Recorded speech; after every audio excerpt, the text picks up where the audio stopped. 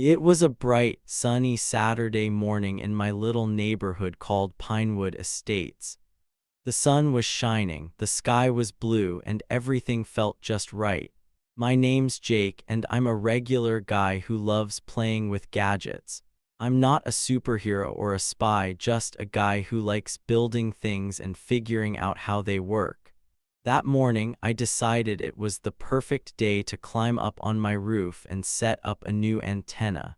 What's an antenna, you ask? It's like a big metal stick that catches radio signals from the air. I wasn't trying to do anything crazy, just have some fun listening to faraway voices on my little radio. So there I was, up on my roof. The ladder wobbled a tiny bit as I climbed, but I made it to the top. I had my toolbox with me, a hammer, some screws, and my shiny new antenna.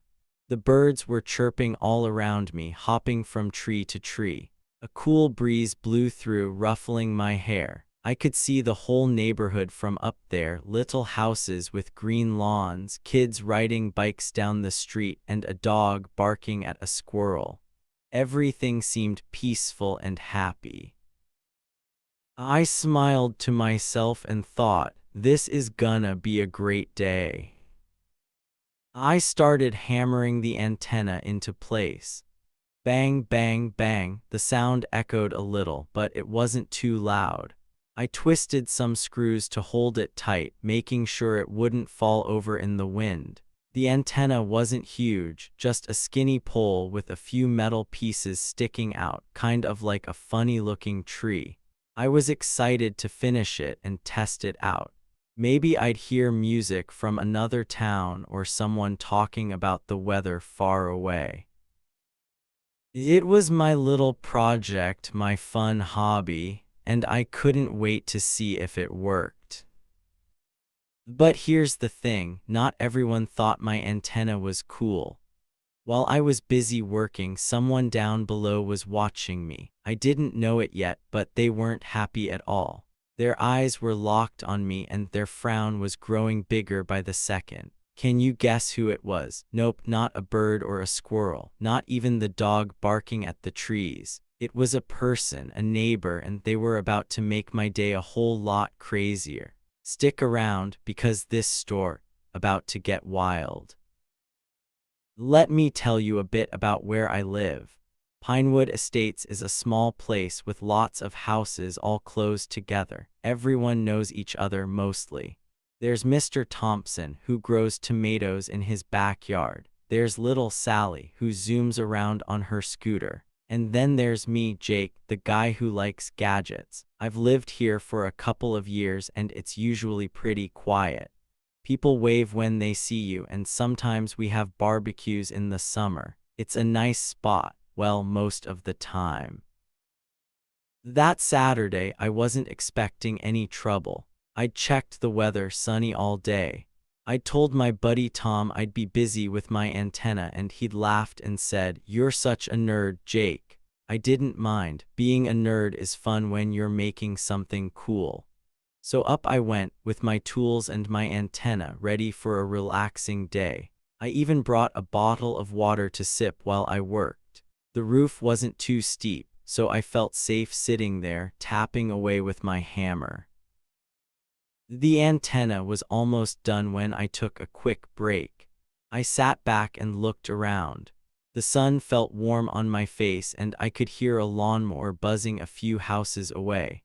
A butterfly floated by, its wings all yellow and pretty. I took a big sip of water and wiped my forehead. Almost there, I said to myself. I just needed to connect one more wire and then I'd be ready to test it. I pictured myself sitting inside later, turning on my radio and hearing something awesome. Maybe a song I liked or a guy telling a funny story. That's what I was thinking about, nothing else. But down below, trouble was brewing. That's someone who was watching me. They weren't just curious. They were mad, really mad. I didn't see them yet because I was too busy looking at my antenna. I didn't hear them either. The birds and the breeze were louder than their grumbling. But they were there, standing on the ground, staring up at my roof like I'd done something terrible. To me, it was just an antenna. To them, it was a big problem. Why? You'll find out soon. Let me give you a little hint. This person wasn't a stranger. They lived close by. They weren't new to the neighborhood either. They'd been around for a while, always keeping an eye on things. Maybe too much of an eye, if you know what I mean. Have you ever met someone who watches everything you do and complains about it? That's who this was, but I didn't know what was coming. I was just happy up there on my roof, thinking about radio signals and sunshine. Before we go any further, let me ask you something fun. Where are you watching from today? Are you in your room or maybe outside? Are you with your friends or your family? Drop your answer in the comments below. I'd love to hear from you. And if you like stories that start calm but get crazy, hit that subscribe button so you don't miss what happens next. Trust me, you're gonna want to see how this turns out. Okay, back to the story. I finished screwing the last piece of my antenna into place. It looked good, straight and tall, shining a little in the sun. I clapped my hands together and said, "Perfect." I was proud of myself. Building stuff isn't always easy, but when it works, it feels awesome. I grabbed my water bottle again and took another sip. The breeze picked up and I closed my eyes for a second, just enjoying the moment. That's when I heard it, a noise from below, not a bird or a bike or a lawnmower. It was a voice, a loud, grumpy voice. I opened my eyes and leaned over the edge of the roof to peek down. There was someone standing in my yard, looking up at me with a big frown. Their arms were crossed and they didn't look happy at all. I squinted to see who it was. The sun was bright, so it took me a second to figure it out. But when I did, I thought, oh no, not them. Who was it? I'll tell you soon, but not yet. Let's just say this person was about to turn my nice, sunny day into something else. They didn't like my antenna, not one bit, and they weren't shy about letting me know. I stayed up on the roof, watching them, wondering what they'd say. My heart started beating a little faster. I didn't want trouble, but it looked like trouble had found me. The crazy part, while this person was mad at me, something even bigger was sneaking up on them. They had no idea what was coming. Neither did I at first, but that's what makes this story so fun. It's full of surprises. Can you guess what might happen next? Will they yell at me? Will I have to take my antenna down? Or will something totally unexpected shake things up? Keep listening because we're just getting started. Up there on the roof, I felt like I was in my own little world. The neighborhood stretched out around me, houses, trees, and a few fluffy clouds in the sky. I could see Sally riding her scooter in circles down the street. Mr. Thompson was watering his tomatoes, humming a song. Everything seemed normal except for that one grumpy person glaring up at me. I didn't know why they cared so much about my antenna, but I was about to find out. The birds kept chirping and the breeze kept blowing. I held my hammer in one hand and my water bottle in the other, waiting to see what would happen. My antenna stood tall behind me, ready to catch signals from who knows where. I thought about climbing down to talk, but I stayed put for now. Something told me this wasn't just about the antenna. Something bigger was hiding, waiting to pop out and surprise us all. So that's where we begin, me on my roof, a perfect morning, and a neighbor who's about to stir up trouble. But don't go anywhere, because this story's got more twists than a roller coaster. What do you think's gonna happen? Let me know in the comments and let's find out together. So there I was up on my roof, hammering my new antenna into place. The sun was shining, the birds were singing, and I was feeling pretty good. But then trouble showed up, and her name was Karen. Karen lived 2 houses down from me in our little neighborhood, Pinewood Estates. She wasn't just any neighbor. Oh no, she was the queen of the Homeowners Association, or HOA for short. That's a group of people who make rules about how our houses and yards should look. And Karen, she loved those rules more than anything. She also loved sticking her nose where it didn't belong. I'd barely finished banging the last nail into my antenna when I heard her voice. It was loud and squeaky, like a bird that's mad at you. "What do you think you're doing up there, Jake?" she yelled from down below. I peeked over the edge of the roof and saw her standing in my yard. Her arms were crossed and her face was scrunched up like she'd just eaten a sour lemon. "That ugly thing is against the rules," she shouted, pointing at my antenna. She waved her phone in the air like it was a sword or something. I blinked at her. My antenna, ugly. It was just a skinny metal pole with a few bits sticking out. I thought it looked cool, like a little tower on my house. "It's just an antenna, Karen," I called back. "It catches radio signals. It's not hurting anyone."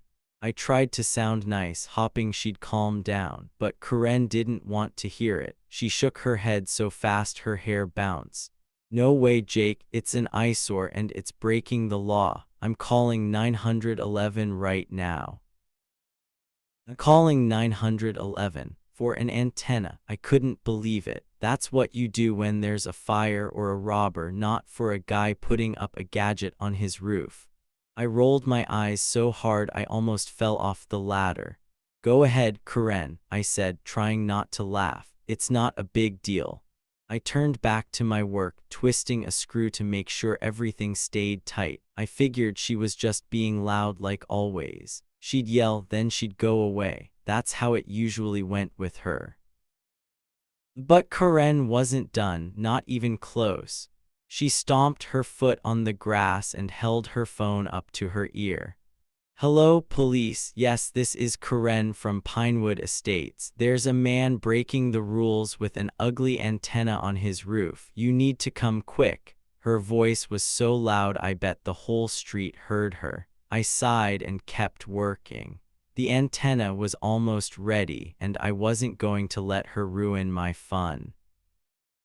Now let me tell you about Karen. She wasn't new to making a fuss. Last month she banged on my door because my grass was too tall. It was maybe an inch longer than she liked, but she acted like I'd grown a jungle. "Jake, this is unacceptable," she'd said, waving a ruler she'd brought to measure it. A ruler for grass. I mowed it the next day just to make her stop talking. Another time she told Mr. Thompson his tomato plants were too red and looked messy. Too red, can you believe that? Everyone in the neighborhood knew Karen loved to complain. But this time something felt different. She wasn't just annoyed, she was extra mad. Her face was all red, like a tomato herself. Her hands were shaking as she held her phone, and her eyes were glaring up at me like I'd done something awful. I started to wonder why she cared so much about my antenna. It wasn't blocking her view or making noise. It was just sitting there, minding its own business. Why was she acting like it was the end of the world? I leaned over the roof again to look at her. She was packing back and forth in my yard now, talking fast into her phone. "Yes, officer, it's an emergency. He's ruining the neighborhood," she said. I scratched my head. Ruining the neighborhood with a little antenna. I wanted to laugh, but I could tell she meant business. Her voice was getting louder, and she kept pointing at me like I was a bad guy in a movie. I decided to try talking to her again. "Karen, it's not against the rules," I said, keeping my voice calm. I checked with the HOA book. Antennas like this are okay.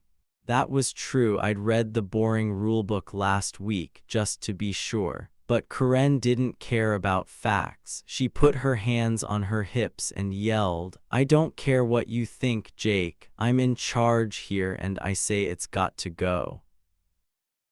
In charge? She wasn't the president or anything, just a lady who liked bossing people around. I shook my head and went back to my work. The antenna was almost done and I wasn't going to climb down just to argue with her. Let her call whoever she wanted. I wasn't scared. I grabbed my hammer and tapped a few more times, making sure everything was perfect.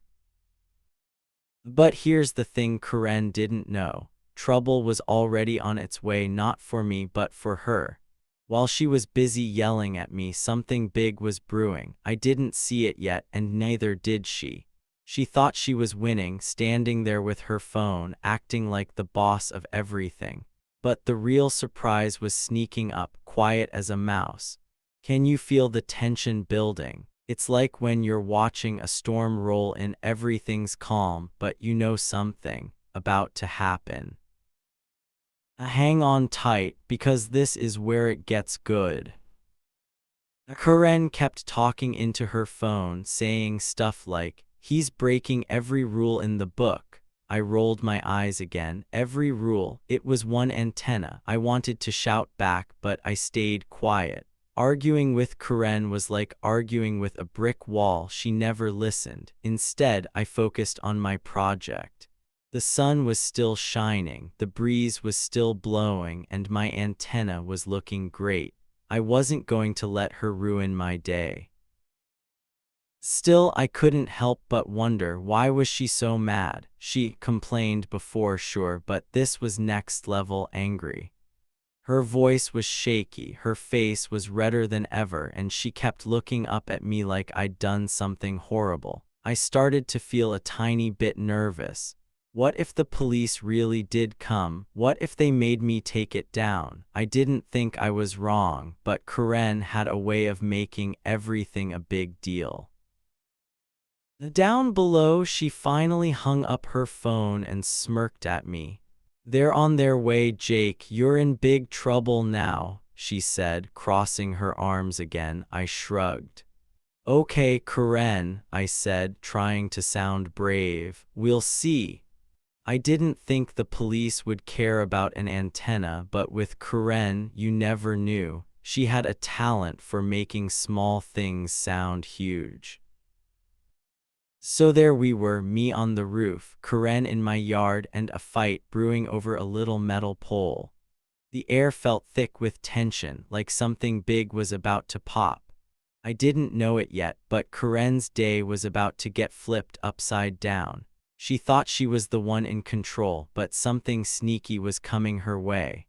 What was it? You'll find out soon. Just keep listening. I was still up on my roof, feeling pretty good about my antenna.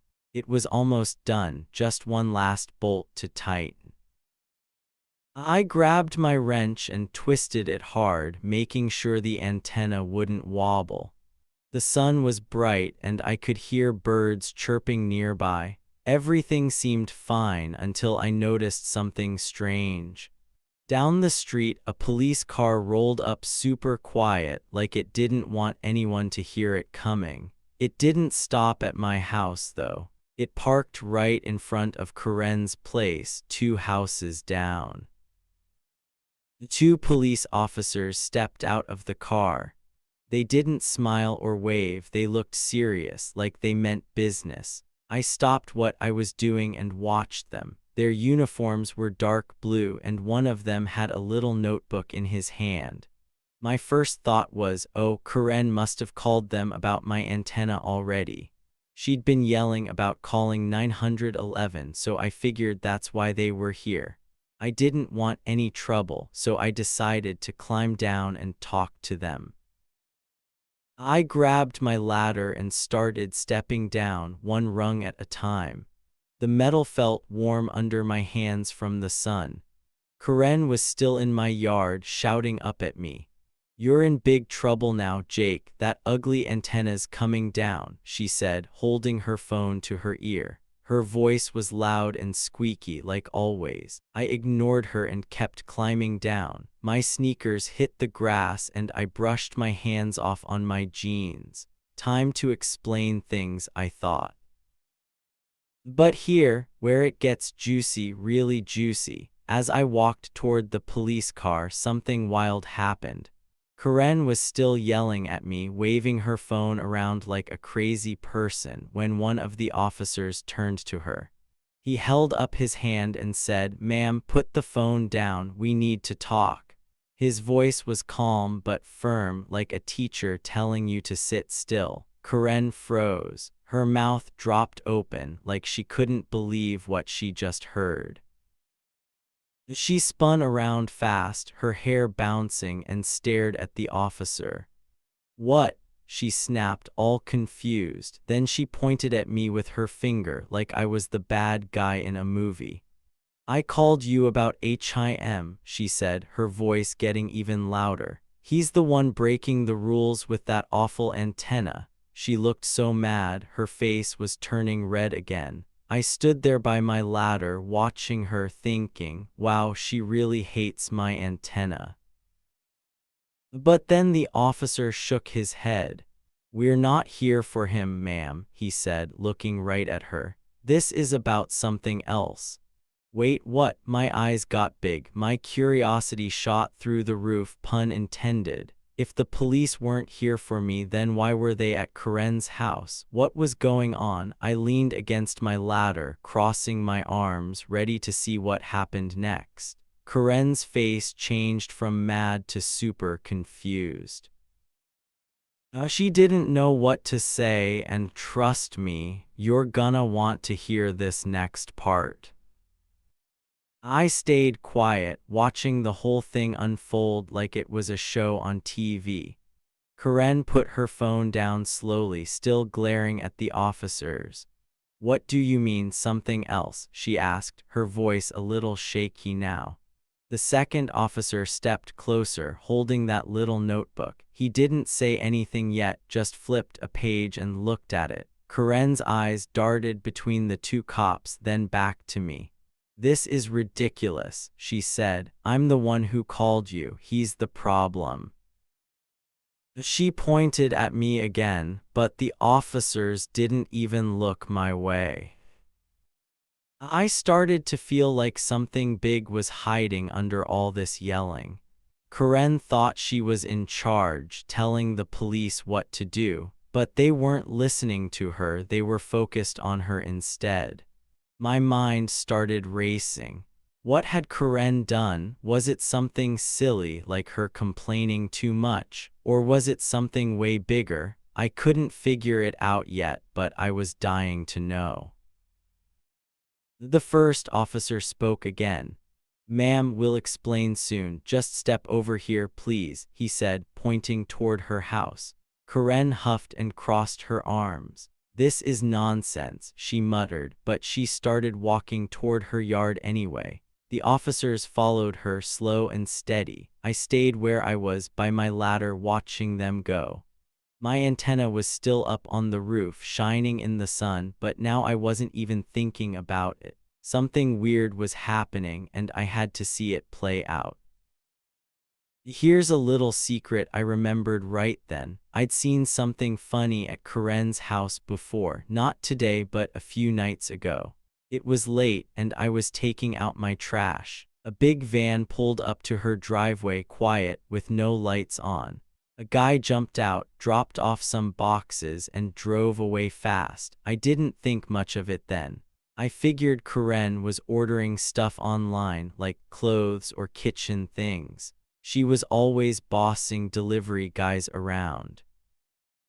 But now, with the police here, that memory popped back into my head. Was it connected? Maybe. Karen didn't know I was thinking about that. She was too busy arguing with the officers. "I don't understand. I'm a good neighbor," she said, her voice all high and whiny. The officer with the notebook looked at her and said, "We'll see about that, ma'am." Oh snap, that sounded serious. I leaned forward a little, trying to hear more. What was in those boxes? Why were the police here for her and not me? My heart started beating faster. This was getting good.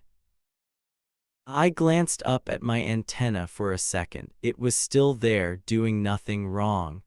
Karen had been so mad about it, but now she had her own problems. I almost laughed, but I kept it inside. The officers were standing in her yard now, talking quietly to each other. Karen looked nervous, way more nervous than she'd been when she was yelling at me. Her hands were fidgeting, and she kept looking around like she wanted to run away.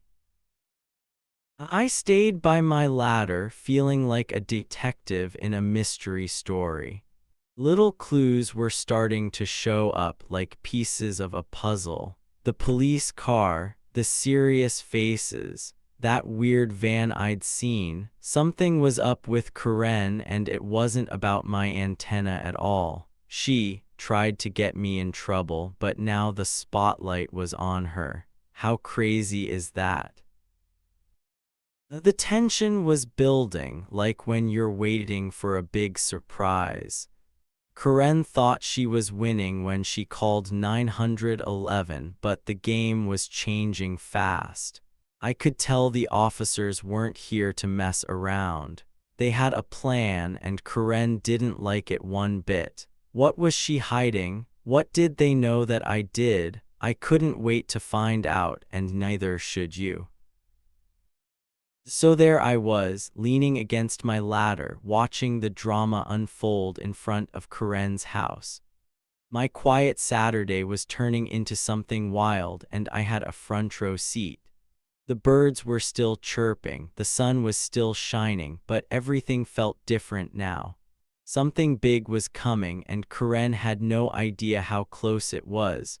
Stick around, because this story, about to get even better. Things were getting wild in my little neighborhood, Pinewood Estates.